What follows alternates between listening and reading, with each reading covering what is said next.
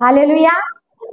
प्रभू येशूच्या नावाला पुन्हा एकदा धन्यवाद देऊया, त्याचे उपकार मानूया, कारण की परमेश्वर खरोखर चांगला आहे. आणि आज आपण जे स्तोत्रसंहिता 121 पाहणार आहोत ते प्रथमतः मी तुमच्यासाठी वाचत आहे. सर्वांनी स्तोत्रसंहिता 121 याचा 1 ते 8 ही वचनं आहे. परमेश्वर तुझा रक्षक आहे, मी आपली दृष्टी पर्वताकडे लावतो, मला सहाय्य कोठून येईल. आकाशाचा व पृथ्वीचा निर्माण करता जो परमेश्वर, त्याच्यापासून मला सहाय्य येते. तो तुझा पाय कदापि ढळू देत नाही, तुझ्या रक्षकाला झोप लागत नाही. पहा, इस्रायलाच्या रक्षकाला झोप लागत नाही व तो डुलकी घेत नाही. परमेश्वर तुझा रक्षक आहे, परमेश्वर तुझ्या उजव्या हाताला तुला सावली आहे. दिवसा सूर्याची व रात्री चंद्राची तुला बाधा होणार नाही. परमेश्वर सर्व अनिष्टापासून तुझे रक्षण करील, तुझ्या जीवाचे रक्षण करील. परमेश्वर तुझे येणे जाणे येथून पुढे सर्व काळ सुरक्षित करील. आजच्या वचनाबद्दल आपण देवाला धन्यवाद देऊया की आजचं वचन त्याने पवित्र आत्म्याद्वारे तुम्हासाठी आणि माझ्यासाठी, आम्हा प्रत्येकासाठी ते दिलेलं आहे. आणि म्हणून आज आम्ही पहिल्या वचनाकडे विशेषतः लक्ष देणार आहोत. आणि ते वचन आहे की मी आपली दृष्टी पर्वताकडे लावतो, मला सहाय्य कोठून येईल. आकाश व पृथ्वीचा निर्माण करता जो परमेश्वर, त्याच्यापासून मला सहाय्य प्राप्त होते.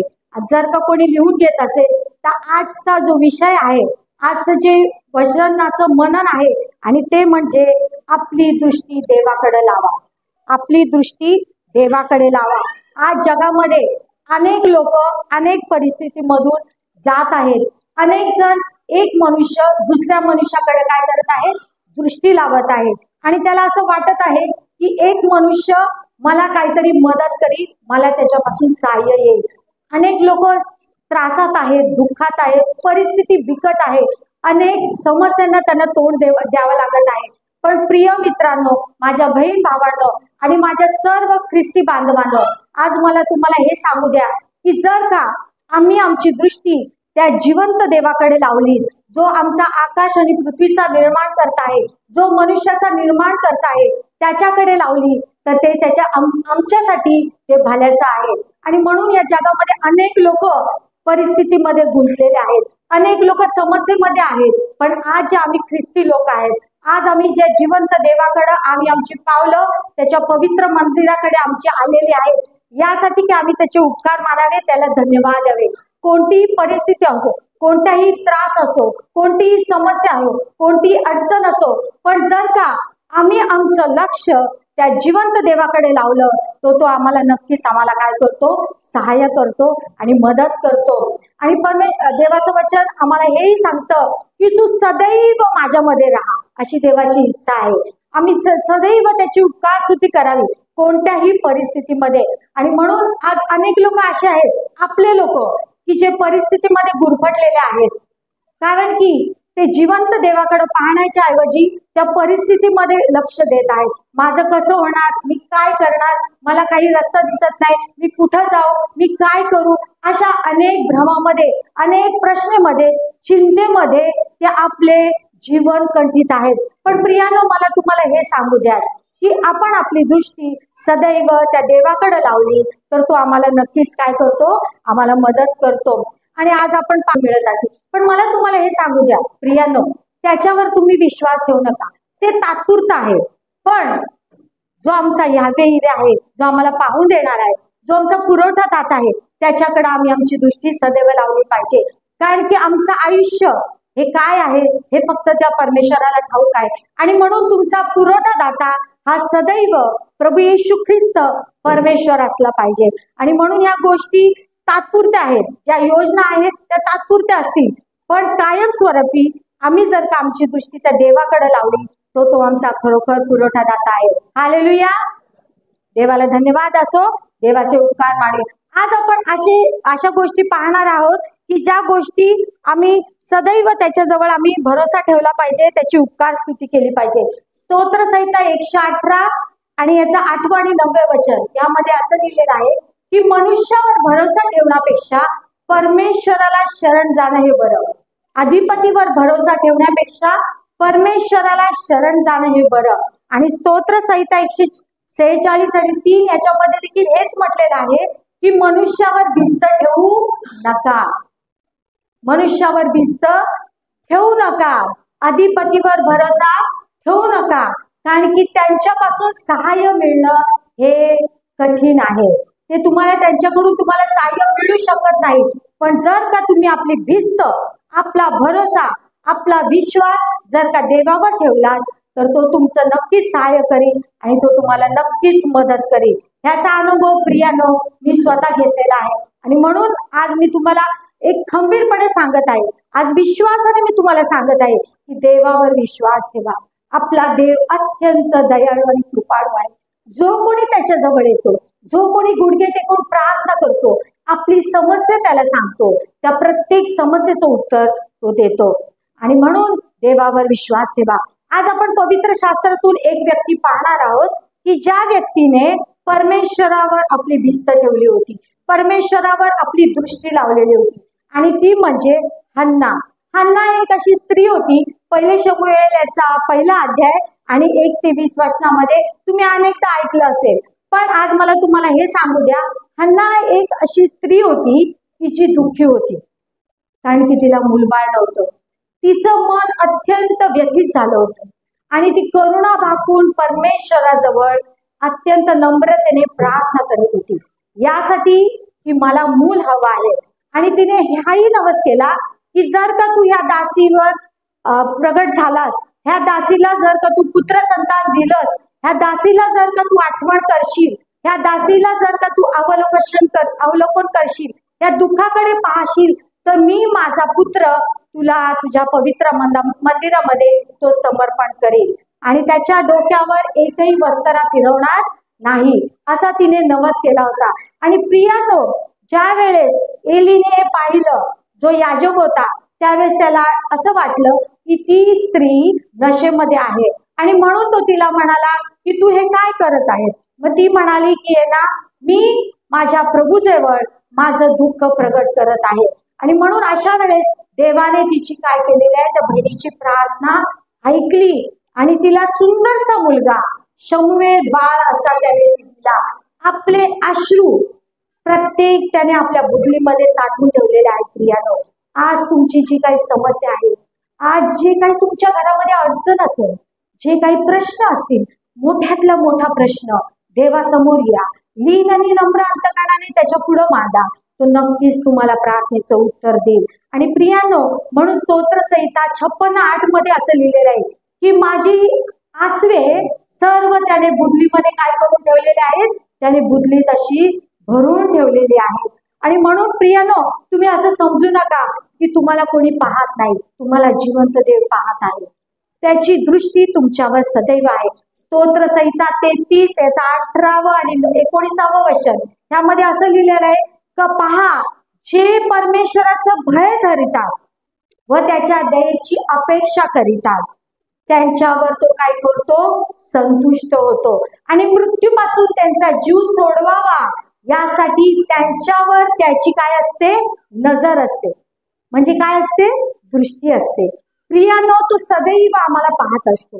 आणि म्हणूनच आम्ही मागाशी एक गीत गायलं की मेरा उठना बैठना चलना तुझे भाता रहे. आज आमचं उठणं, आमचं बसणं, आमचं निजणं, आमचं चालणं हे सर्व काही तो काय करत आहे, बारकाईने पाहत आहे प्रियाने. आणि मग त्याची इच्छा ही आहे की त्याच्या प्रिय लेकरांनी सदैव माझ्यामध्ये राहावं. संकट येतील, समस्या येतील, पण घाबरू नका.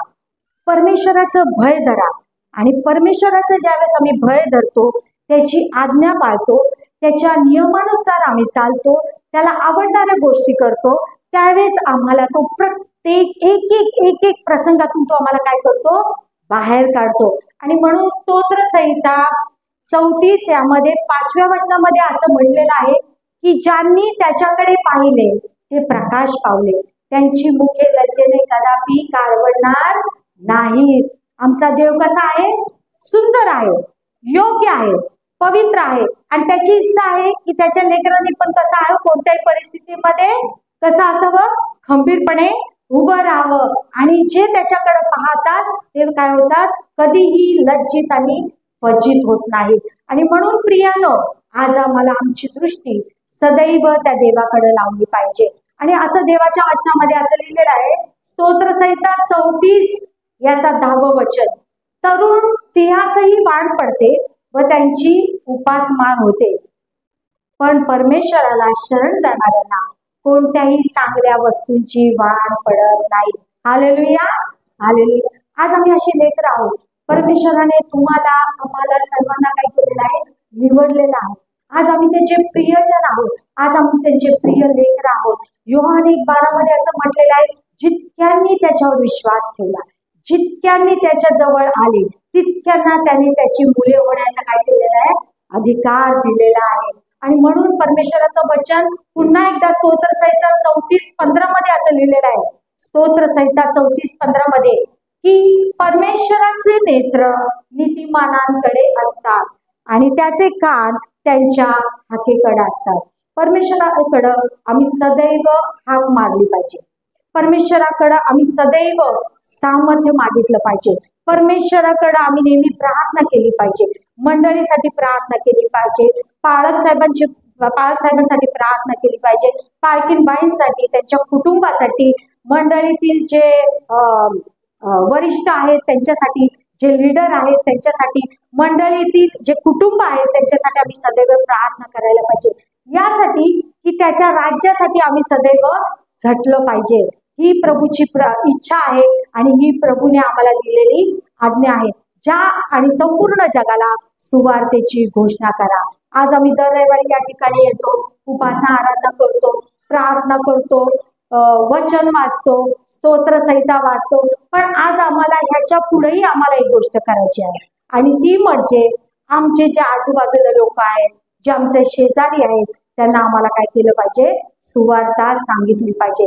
कारण की जग आणि जगातल्या गोष्टी सर्व ह्या नाशवंत आहेत. त्या आज आणि उद्या नाहीशा होतील.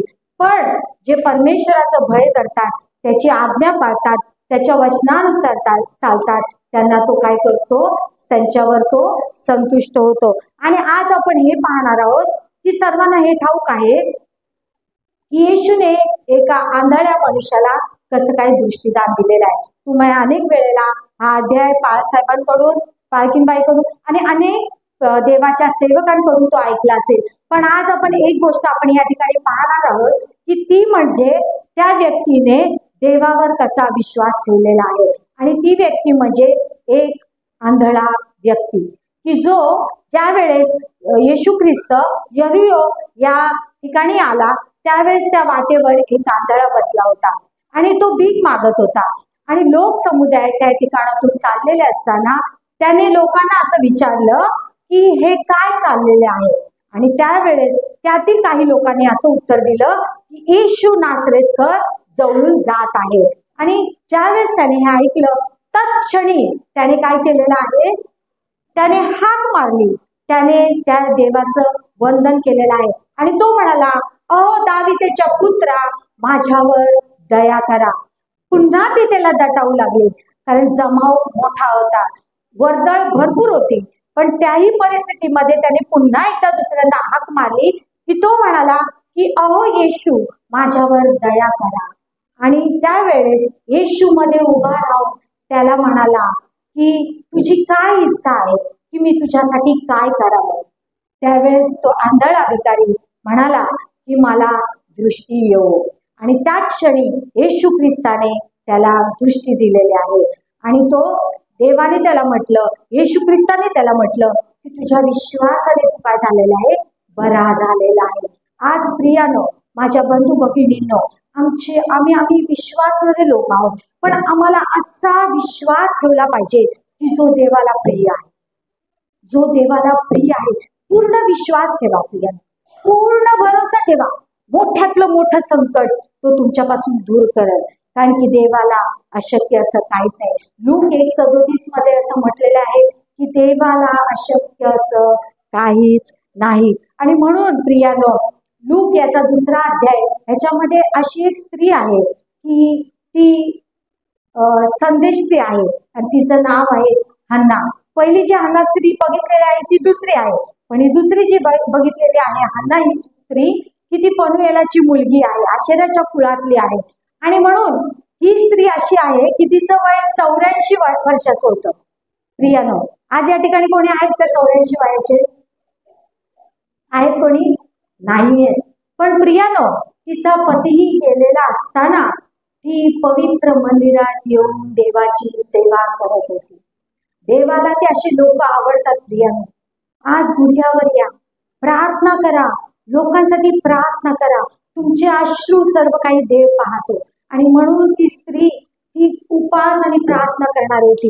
रात्रंदिवस ती उपास करत होती आणि त्या देवाजवळ टाहो करत होती. यरुशलेमेच्या मुक्तीसाठी ती प्रार्थना करत होती. आणि प्रियानो, आज जे आपण त्या व्यक्ती पाहत आहोत, आज आम्हालाही तेच करायचं आहे.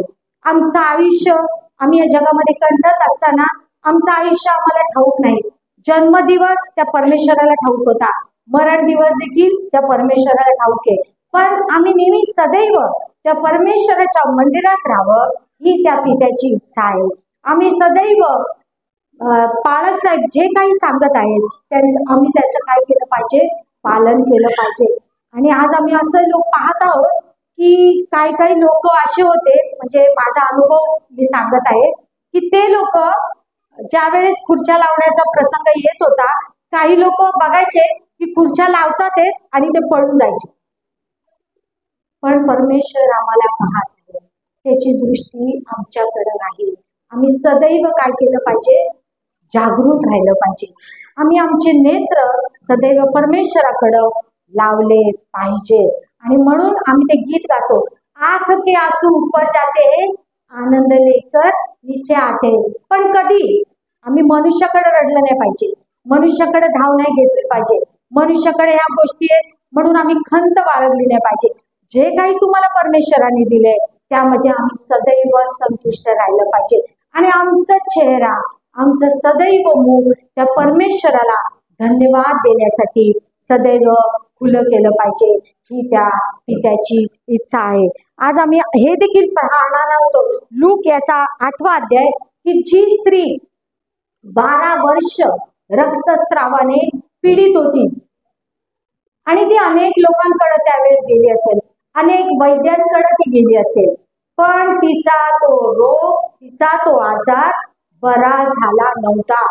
आणि म्हणून ज्या वेळेस लोक समुदाय त्यावेळेस गर्दी करून चालले होते, त्यावेळेस येशू ख्रिस्ताच्या गोंड्याला तिने काय केलेला आहे? स्पर्श केला. तिचा हा विश्वास होता की येशू ख्रिस्त आज मला बरं करणार आहे.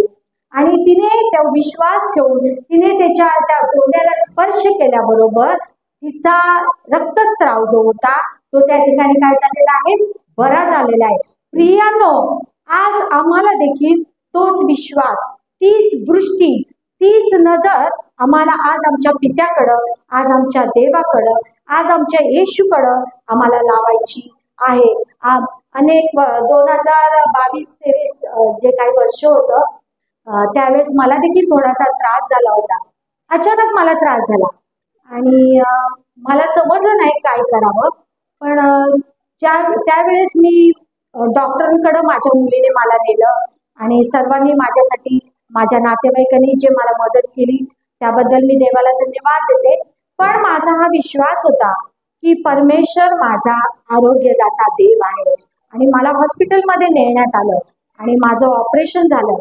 पण मी तुम्हाला सांगू इच्छिते, ऑपरेशनच्या बेडवर असताना, ऑपरेशनला जात असताना मी ते वचन वाचलं, स्तोत्रसंहिता 147 याचं 3रं वचन माझ्या मुखामध्ये ते सदैव होतं. की ते म्हणजे असं आहे की भग्न हृदय जनांना तो बरे करीतो, तो त्यांच्या जखमांना पट्टी बांधतो. आणि असा तो आमचा परमेश्वर ज्याने मला आरोग्य दिलं, मी त्या वचनावर विश्वास ठेवला, मी त्या परमेश्वरावर आपली नजर ठेवली. आणि आज जे काही मी तुमच्या समोर आहे हे फक्त देवाने मला आरोग्य दिल्यामुळं, आणि त्या देवाला मी धन्यवाद देते, त्याचे उपकार मानते. आणि म्हणून शरीरामध्ये कुठलाही आजार असू द्या, तुमच्या देवावर भिस्त ठेवा, येशूचं रक्त कबूल करा, येशूला म्हणा की येशू तू माझा आरोग्यदाता देवा, त्यास बसलेल्या फटक्याने आम्हास आरोग्य प्राप्त होते. ही दृष्टी तुम्ही ज्यावेळेस त्याच्याजवळ ठेवता त्यावेळेस तो नक्कीच तुम्हाला स्पर्श करेल. डॉक्टर हे जगिक आहेत, पण डॉक्टरांचा डॉक्टर आणि वैद्यांचं वैद्य हा प्रभू येशू ख्रिस्त आहे. त्या देवावर विश्वास ठेवा, ते देवाकडे आपली सदैव दृष्टी लावा, यासाठी की आम्ही त्याचे कोण आहोत, मुले आहोत. आणि त्याची मुले असल्या कारणाने आम्हाला अनेक कामं त्याने दिले आहेत. पण काय, पीक फार आहे पण काम करी कसे आहे, थोडे आहेत. आम्ही येतो आणि जातो, आम्हाला काम करायचं प्रियानो. आमच्या वेळात वेळ काढून आम्हाला त्या प्रभूला धन्यवाद दिले पाहिजे, त्याची स्तुती केले पाहिजे. काम करत असताना, ऑफिसमध्ये जात असताना सदैव आम्ही त्याचे उपकार मानत राहिले पाहिजे. एक दिवस प्रभू मला तू दे, यासाठी की माझी दृष्टी सदैव तुझ्याकडे असेल, मी तुला धन्यवाद देईन. ओठ यासाठी दिले की आम्ही त्याचे उपकार मानावेत, कारण की परमेश्वराचा धन्यवाद कर, त्याचे सर्व उपकार विसरू नको, असं दावीद म्हणतो. आणि म्हणून त्याप्रमाणे आम्ही आमचं जीवन सदैव त्या परमेश्वराकडे लावले पाहिजे. लूक याचा 18वा अध्याय, त्यामध्ये पण असे 2 पुरुष आहेत. तुम्हा सर्वांना हे माहित असेल की तो एक परुषी होता आणि एक जकातदार होता. आणि परुषी आणि जकातदार ते दोन्ही मंदिरामध्ये जात होते. आणि मंदिरामध्ये गेलेला असताना जकातदार जो होता तो दूर जरा उभा होता, पण परुषी जो होता तो आतमध्ये उभा राहून अशी प्रार्थना करतो की मी प्रभू देवा, मी इतर माणसांसारखा लुबाडणारा, अधर्मी किंवा मी व्यभिचारी असा नाही, तर आणि ह्या जकातदारासारखा देखील नाही, पण मी जे काही तू मला देतोस त्यातून मी तुला काय देतो, दशांश देतो. आणि मी 2दा उपवास करतो असं त्याने म्हटलेलं आहे. मी आठवड्यातून काय करत आहे, 2दा उपवास करत आहे. पण जो जकातदार होता, जो दूर उभा होता, त्याने काय केलं, प्रार्थना की त्याची दृष्टी, त्याला स्वर्गाकडे पाहण्याची देखील लाज वाटत होती. आणि त्याने स्वर्गाकडे त्याची दृष्टी न लावता त्याने आपलं अंतःकरण परमेश्वराजवळ उघड केलं आणि तो म्हणाला, हे देवा, मज पाप्यावर दया कर. आज जर का आमच्यातून काही पाप घडले असतील, देवाला न आवडणाऱ्या गोष्टी घडल्या असतील, तर प्रभूजवळ क्षमा मागा, कारण त्याचं क्षमेचं हृदय आहे. 2000 वर्षापूर्वी त्याने त्या वधस्तंभावरती असताना ज्या लोकांनी, ज्या यहुद्यांनी, ज्या लोकांनी, जे मोठे अधिकारी होते, पंत पिलात होता, हेरोद, सर्वजण जे होते, त्या सर्वांनी त्याला वधस्तंभावरती दिलेलं असताना तरी तो त्या लोकांना क्षमा करत आहे. आज आम्ही क्षमा करूया एकमेकांना. आज आम्हाला एकमेकांना आपण प्रेमाने त्यांच्या जवळ येऊया, कारण की देवाला ते प्रिय लोक आवडतात की ज्यावेळेस आम्ही आमची दृष्टी देवाकडे लावतो प्रियानं, त्यावेळेस आमचं हृदय, आमचं अंतःकरण काय होतं, क्षमेने भरून जातो, क्षमा करतो आम्ही इतरांना.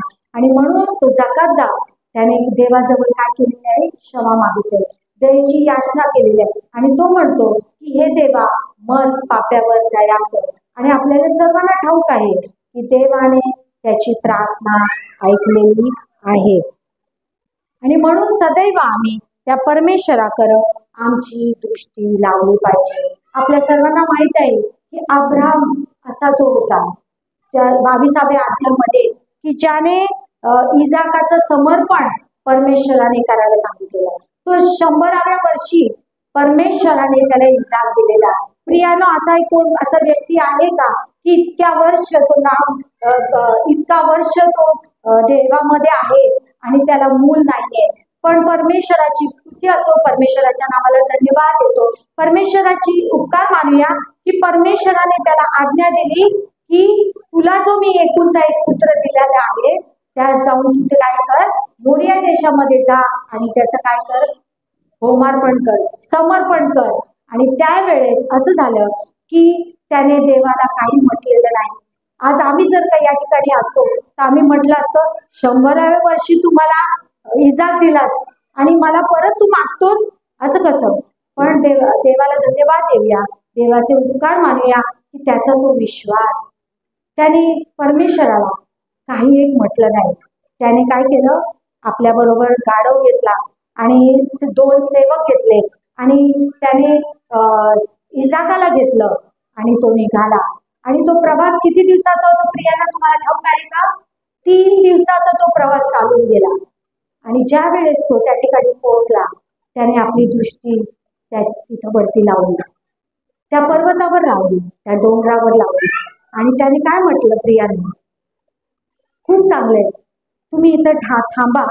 त्या 2 सेवकांना त्याने म्हटलं, तुम्ही या ठिकाणी थांबा, मी आणि इसाक जाऊन त्याची उपासना करून. प्रियानो, काय त्याचा विश्वास आहे, त्याच्या विश्वासाबद्दल ना मी सदैव म्हणते की प्रभू हा विश्वास आमच्या ठाई सदैव राहतो. आणि त्याने त्यावेळेस ते खोगीर ते सर्व गोष्टी त्या ठिकाणी ठेवल्या आणि तो त्या ठिकाणी जाण्यासाठी निघाला.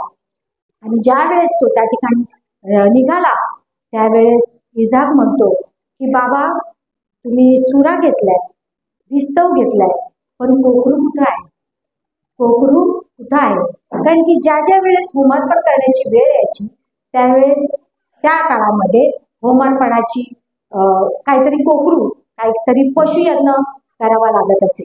आणि म्हणून त्यावेळेस तो म्हणाला, ज्या वेळेस तो असं म्हणाला इसाक, त्यावेळेस अब्राम असं त्याला म्हणाला की परमेश्वर पाहून दे, परमेश्वर स्वतः पाहून दे.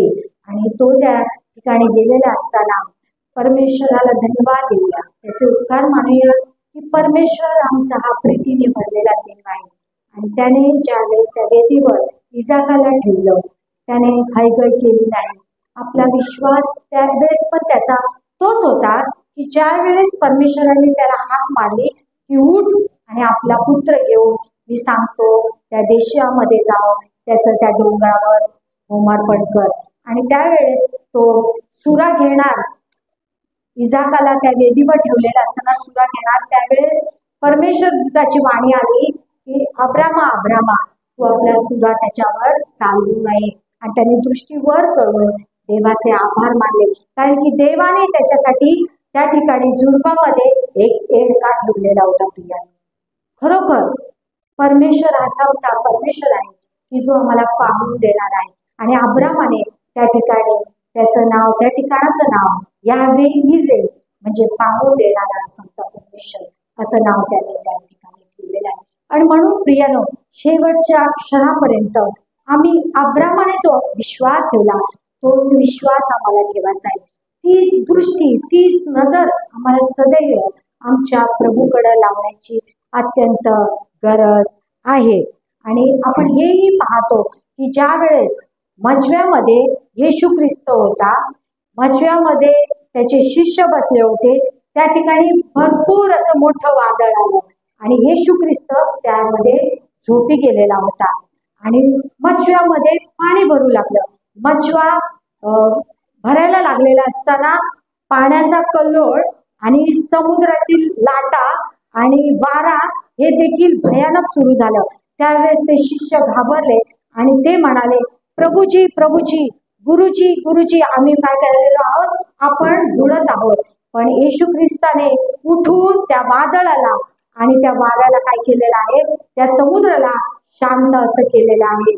कारण की येशू ख्रिस्त त्यांना पुढे असं म्हणाला की काय तुम्ही अल्पविश्वासी, तुमचा विश्वास कुठे गेला? तुमचा विश्वास कुठे गेलेला आहे? प्रियानो, येशू ख्रिस्त आमच्या बरोबर सदैव असतो, कारण की तो आमचा जिवंत देव आहे, तो आमचा बोलणारा देव आहे, तो आमच्या अश्रू पुसणारा आमचा देव आहे, तो आम्हाला प्रत्येक परिस्थितीतून बाहेर काढणारा आमचा परमेश्वर आहे, तो आमच्याकडे सदैव न्याहाळून पाहणारा आमचा परमेश्वर आहे, तो आम्हाला सदैव आम्हाला लागणारी वस्तू तो आम्हाला झोपेतही देतो असा आमचा परमेश्वर आहे. तरी आम्ही त्या देवापासून दूर राहतो, तरी आम्ही त्या देवाकडे लक्ष न देता आमच्या त्या परिस्थितीमध्ये गुरफटून जातो. आज आम्ही अनेक लोक असे आहेत की मला नोकरी लागत नाही, आज असे लोक आहेत की मी आजारातून बरा होत आहे. याचं कारण हे आहे की आम्ही आमचा भरोसा आणि आमची दृष्टी त्याच्याकडे ती खंबीरपणे लावलेली नाही. आणि म्हणून प्रियानो, आम्हाला ते आजार सतावत आहेत, आम्हाला ती परिस्थिती आम्हाला त्याच्यातून आम्ही बाहेर पडू देत नाही. आणि सैतान आम्हाला हेच सांगत आहे की तू ह्याच्यातून बाहेर पडू शकत नाही. पण आज देवाचं आम्हाला वचन हे सांगतं की आम्ही वादळामध्ये असताना, संकटात असताना, शिष्याने खरं त्याच्यावर विश्वास ठेवला पाहिजे, कारण की येशू ख्रिस्ताबरोबर ते सदैव होते. अनेक चमत्कार येशू ख्रिस्ताने केलेले असताना तरी तो म्हणत आहे की शिष्य त्याला म्हणत आहे की आम्ही बुडत आहोत. आज आपण ते म्हणत आहोत का? जर आम्ही ते शब्द तसे उद्गारत आहोत की आमच्या घरात ही समत आहे, जर का तुमच्या घरामध्ये जर का तुमची एखादी वस्तू संपलेली आहे तर त्याच्यावर हात ठेवा, येशू जवळ प्रार्थना करा, बघा देव चमत्कार करेल. देव तुमची सर्व प्रार्थना ऐकण्यासाठी तो सर्व समर्थ देव आहे प्रियानो, त्याला अशक्य असं काहीच नाही. आणि म्हणून देवाला धन्यवाद आहे, त्याचे उपकार म्हणा.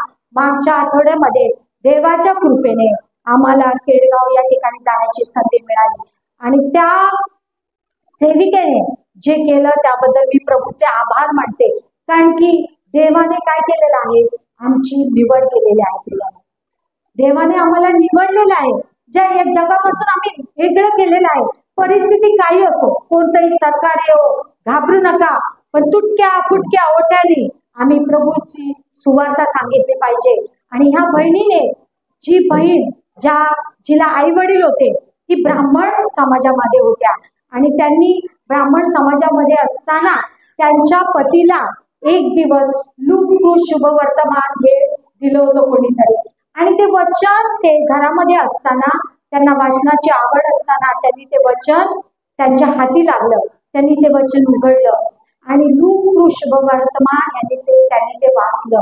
आणि त्या म्हणत होत्या की मी अनेक ग्रंथ, अनेक महाग्रंथ, अनेक जे भाषा आहेत, त्यांचे पुराण आहेत, जे रामायण असतील, जे काही आहे संस्कृत भाषेत त्यांनी ते वाचलेलं होतं. पण त्यांना ती कुठंतरी कमतरता अशी वाटत होती की हे काही माझ्या मनासाठी, माझ्या हृदयाला तर पुरेसं नाहीये. आणि म्हणून ज्या वेळेस त्यांनी ते वचन ते वाचलं त्यावेळेस पवित्र आत्म्याने त्यांना स्पर्श केला.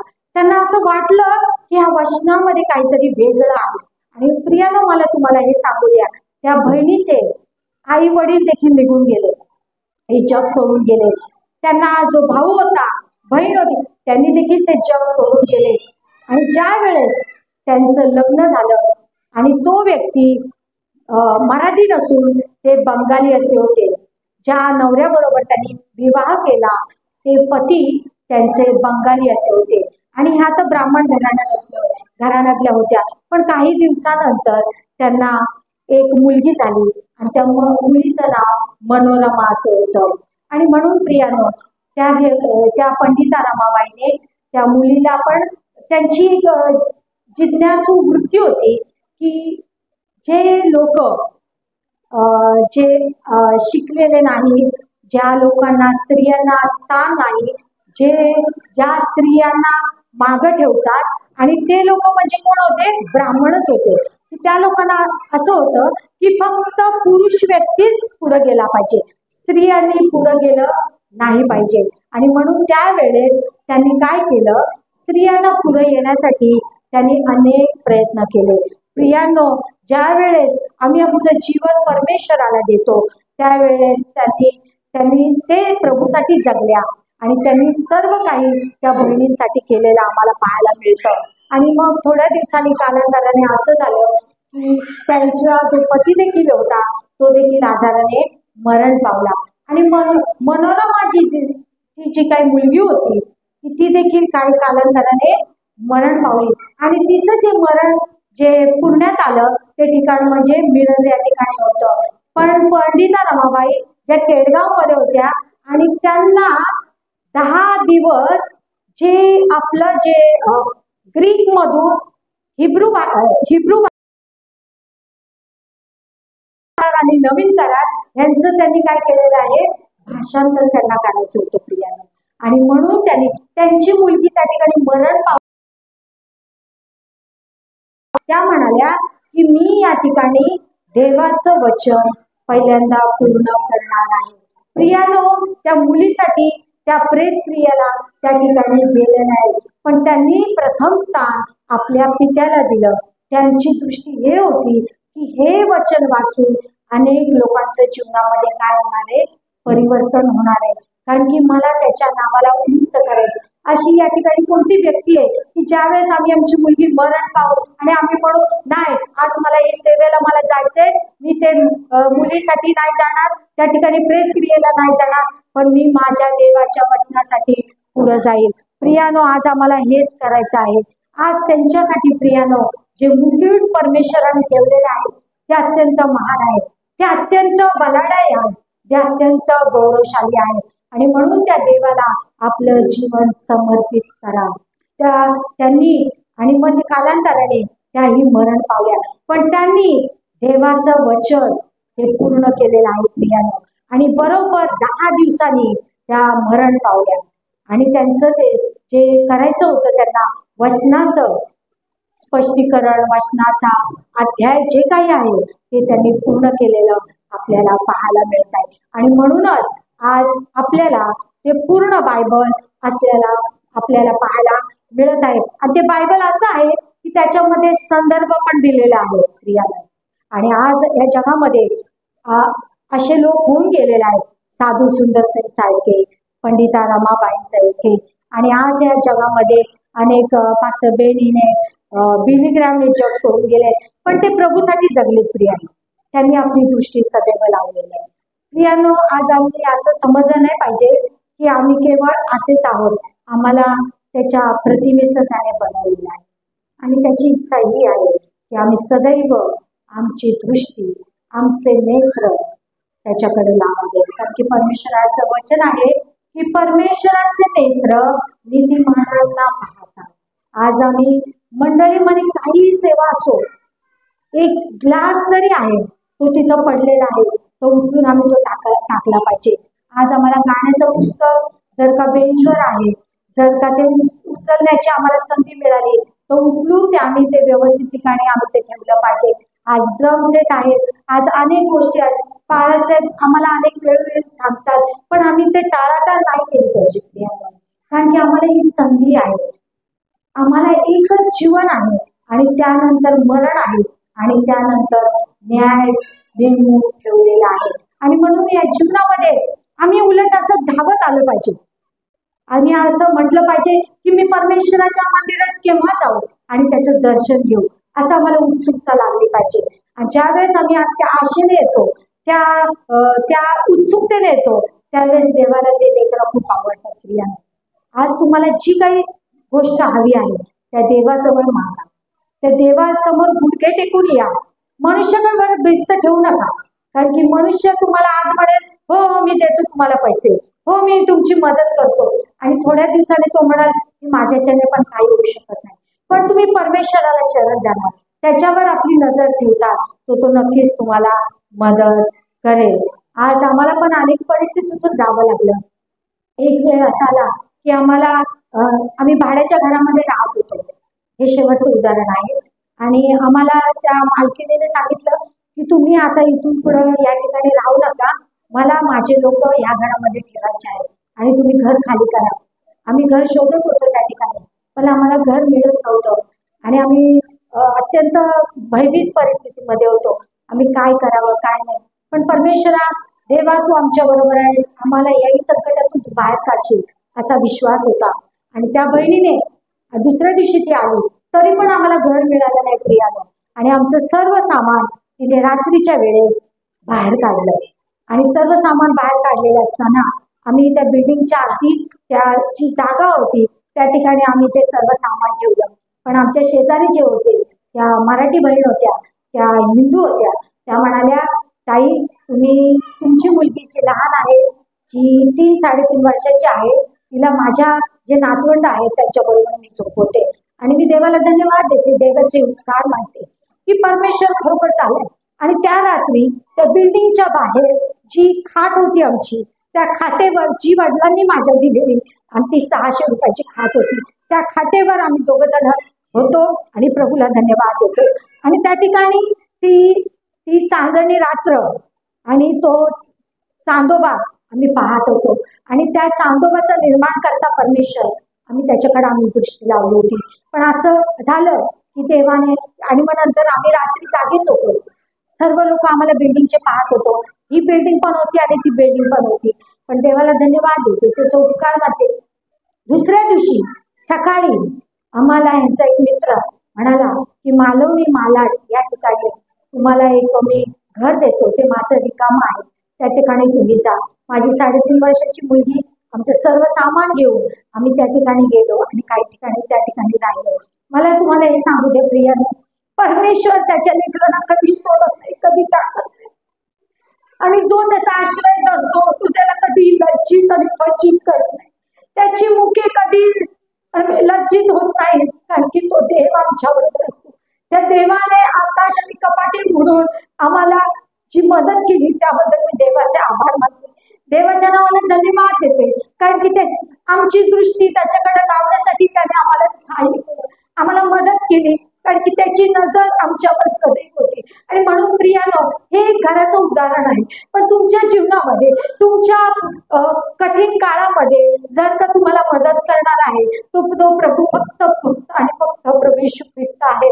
आणि आज आम्हाला एक निवारासाठी एक आश्रयस्थान दिलं, त्याबद्दल मी देवाच्या नावाला धन्यवाद देते, तुझे उपकार करते. आज जर का तुम्ही भाड्याच्या घरामध्ये राहत असता तर त्या देवावर विश्वास ठेवा, त्या देवावर आपला भरोसा ठेवा, त्या देवावर आपली दृष्टी ठेवा, की तो देवाला जे अशक्य आहे, जे तुम्हाला अशक्य वाटतं ते देव शक्य करेल. आणि म्हणून देवावर सदैव आम्ही दृष्टी ठेवली पाहिजे.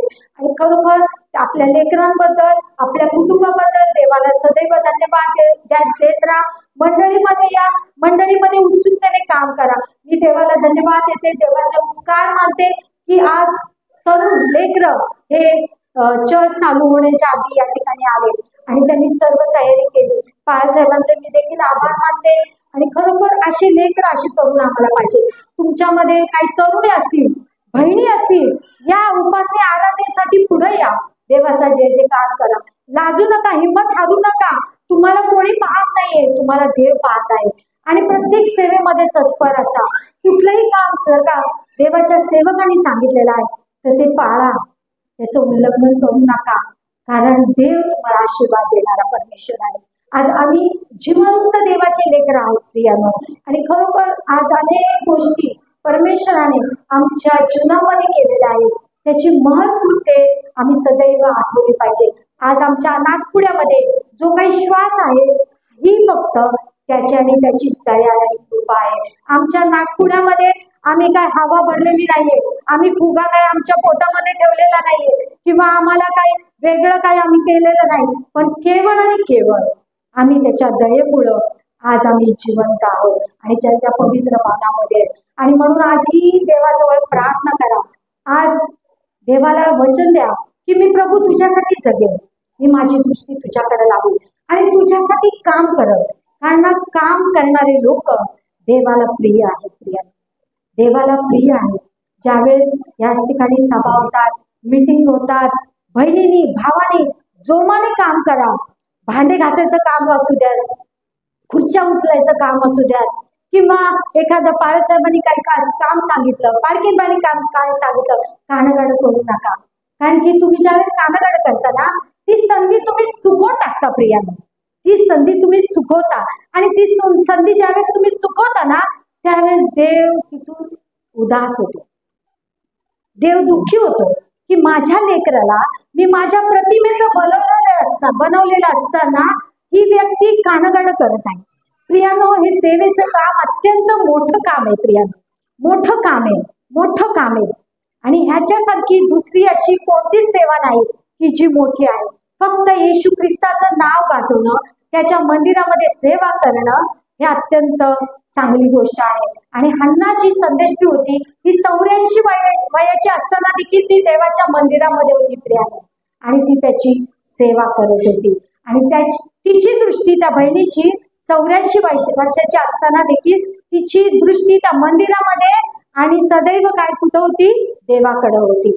आणि म्हणून देवाच्या वचनाबद्दल आपण देवाला धन्यवाद देऊ. आणि इथून पुढं आपण जास्तीत जास्त आपलं लक्ष कोणा मनुष्याकडे न लावता आपली दृष्टी सदैव त्या परमेश्वराकडे लावावी, देवाचे आभार मानावे, देवाच्या नावाला धन्यवाद द्यावे. कारण येशू ख्रिस्त हा काल, आज आणि युगानुसार परमेश्वर आहे. तो कधी न बदलणारा देव आहे. त्याच्या नावामध्ये सर्व काही शक्य आहे. आणि म्हणून आम्हाला फक्त दृष्टी ठेवायची प्रियानो. आम्हाला 2 डोळे देवाने दिलेले आहेत. आणि त्याची इच्छा आहे की सदैव आम्ही त्याच्याकडे पाहत राहावं. आणि माझा विश्वास आहे की खरोखर तुम्ही सर्व प्रियजन जी देवाची सेवा करत आहात, देवबाप तुम्हा प्रत्येकाला आशीर्वाद देवो. आज आमचं आयुष्य किती आहे आम्हाला ठाऊक नाही, पण आम्ही सदैव त्याच्यामध्ये जागृत राहावं, प्रार्थना करावी, एकमेकांसाठी कुटुंबासाठी प्रार्थना करा, एकमेकांना क्षमा करा, एकमेकांना प्रार्थनेमध्ये उचलून ठेवा. जर का कोणाची काही समस्या आहे तर कानागाड्या करू नका प्रियांनो, तर त्याच्यासाठी प्रार्थना करा आणि उपास करा की पवित्र आत्म्याचं सामर्थ्य, पवित्र आत्म्याचं संजीवन यावं. त्या पंडिता रमाबाई ज्यावेळेस त्या 2000 मुलींबरोबर त्या ठिकाणी त्या राहत होत्या, त्यावेळेस पवित्र आत्म्याचं सामर्थ्य त्या ठिकाणी उतरलं प्रियांनो.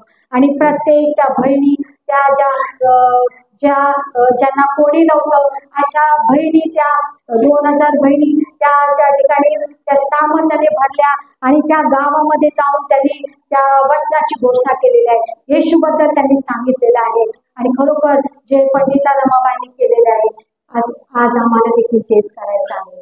जॉयस माई ह्या देखील प्रभूच्या सेविका, त्यांना देखील अनेक परिस्थितीतून जावं लागलं, पण त्यांनी हिंमत हारलेली आहे. आजही त्या प्रभूमध्ये सेवा करत आहे, देवाच्या वचनाची घोषणा करत आहे. तुटक्या फुटक्या ओठाने आम्हाला देवाच्या नावाचं गौरव करायचं आहे. हे खाणं आणि हे पिणं हे नेहमीच आहे, पण जो प्रभूसाठी उपलब्ध आहे त्याला देव आशीर्वाद देतो. कारण की या सर्व नाशवंत गोष्टी, नाशवंत गोष्टीसाठी जर का आम्ही झटत असू, त्यास पण सर्व ज्या गोष्टी त्याला दुय्यम स्थान द्या आणि प्रभूच्या मंदिरामध्ये आणि प्रभूच्या सानिध्यामध्ये राहून त्याची उपासना आराधना करण्यासाठी, आपली दृष्टी सदैव त्याच्याकडे लावण्यासाठी आम्ही सदैव झटलं पाहिजे आणि त्याच्या नावाला धन्यवाद दिले पाहिजे. देवबाप करो तुम्हा सर्वांना आशीर्वाद देव. मी पाळसाहेबांचे आभार मानते आणि पाळसाहेबांना, पालखीबाईंना आणि त्यांच्या सर्व प्रियजन, हे सर्व तुम्ही सर्व माझे आहेत आणि आपला प्रभू येशू ख्रिस्त हा आपल्या सर्वांचा आहे. आणि म्हणून मी देवाच्या नावाला धन्यवाद देते, त्याचे उपकार मानते. बाळासाहेबांनी जी संधी दिली आणि मी खूप दिवसापासून असं माझ्या डोक्यामध्ये होतं बाळासाहेब की सारखं मला हे हेडिंग माझ्या डोळ्यासमोर येत होतं की आपली दृष्टी देवाकडे लावा. आणि एकदा मी यांना पण म्हटलं की मला कुठंतरी जाऊन मला देवाने माझ्यासाठी मार्ग मोकळा करावा की देवाच्या वचनाची घोषणा करण्यासाठी. आणि जे त्याचं पवित्र नाव आहे, आम्हाला फक्त जे त्याचं पवित्र नाव आहे, मी आहे जो कधी न बदलणार आहे, त्याला उंच करायचं आहे. आणि आज प्रभूने ती मला संधी दिली, त्या जिवंत देवाने, त्या येशू ख्रिस्ताने मला संधी दिली, त्याबद्दल मी आभार मानते.